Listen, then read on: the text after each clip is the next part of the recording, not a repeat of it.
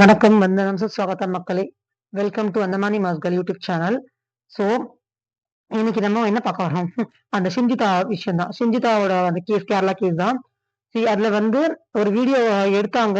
அது வந்து வெளியிட்டதுக்கு அப்புறம் தீபக்னு சொல்லிட்டு ஒரு ஆள் வந்து அந்த கமெண்ட் அப்புறம் நிறைய அந்த வார்த்தைகள் வந்து அப்படியே தெளிச்சாங்க அந்த தீபக்குங்கிற ஒரு ஆள் மேல.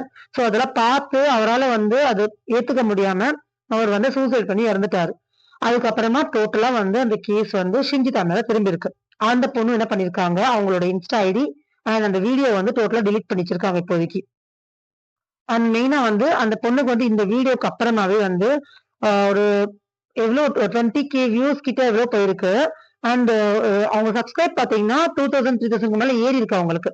ஸோ எல்லாருமே என்ன சொல்ல ஆரம்பிச்சிட்டாங்கன்னா, இதுல வந்து நீங்க ஒரு ஃபேம்க்கா பண்றீங்க அப்படின்னு தான் சொல்ல ஆரம்பிச்சிருக்காங்க.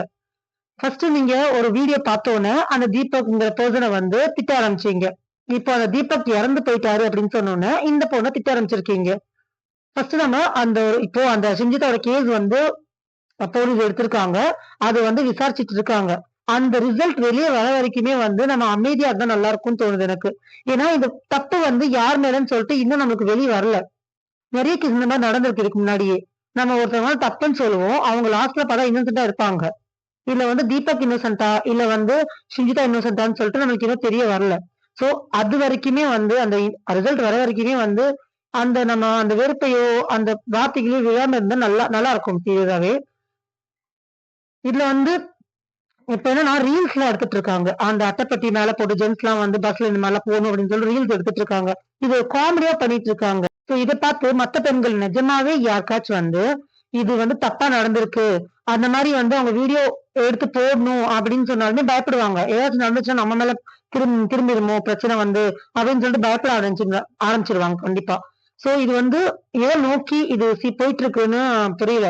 சோசியல் மீடியாவை நம்பலாமா வேண்டாமா அந்த அளவுக்கு கொண்டு வந்து நிப்பாட்டி வச்சிருக்காங்க. சோ இதுல வந்து நம்ம பப்ளிக்ஸ் ஆன நம்மளும் தான் பொறுப்பா இருக்கும் இந்த இந்த விஷயத்துக்கு. அந்த வீடியோ பார்த்தோன்னே நம்ம வந்து ஒண்ணு பண்றோம் பாத்தீங்களா, நிறைய பப்ளிக்ஸ் வந்து பண்ணிருக்காங்க. கமெண்ட் போடுறது, திட்டுறது, அந்த மாதிரி பார்த்தோன்னே பண்ணதால் தான் இந்த மாதிரி ஒரு சுச்சுவேஷன் அவருக்கு வந்திருக்கு. நம்ம எதுவுமே வந்து யோசிக்காம செய்யாம ஒண்ணு பண்றோம். அதனாலயும் இந்த ப்ராப்ளம்ஸ் வருது. அண்ட் இப்போ மொத்தமா அந்த பொண்ணு பக்கம் திரும்பியிருக்கீங்க.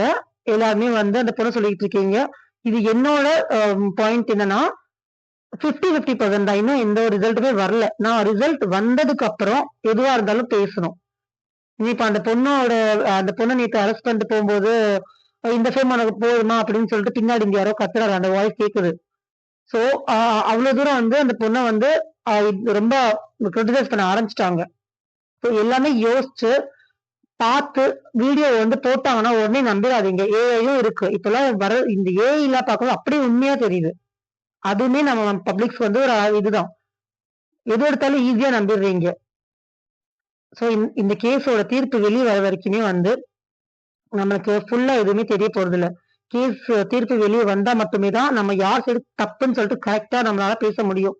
அதுக்காக தான் நான் வந்து 2 டேஸா வந்து யோசிச்சுட்டு வீடியோ போடாமலே இருந்தேன். ஏன்னா இது எந்த சைடு எடுக்கிறதுன்னு எனக்கு புரியவே இல்ல.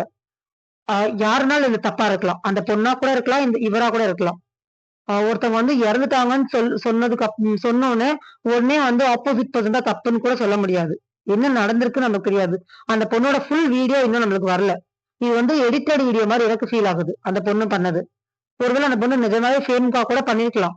பட் ஆனா தீர்ப்பு வந்ததுக்கு அப்புறம் பேசினா நல்லா இருக்கும். அதுதான் என்னோட கருத்து. So thank you so much. Thank you எல்லாருக்குமே. Have a nice day. Bye.